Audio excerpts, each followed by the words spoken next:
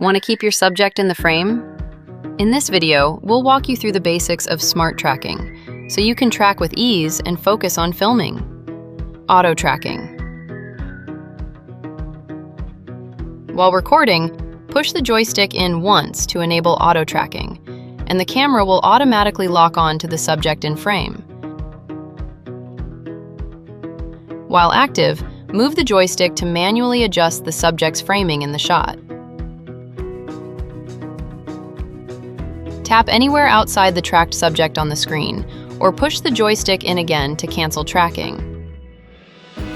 In addition, press and hold the joystick to automatically enable group tracking depending on the number of people in the frame. It ensures all subjects are properly framed in group shots without the need for manual reframing, significantly simplifying group shooting. You can also enable tracking in two other ways. 1. Double-tap the subject you want to track on the touchscreen. 2. Tap the screen icon to enable auto-tracking, then tap or draw a box to select the subject. The camera will quickly lock onto and track the selected object or person.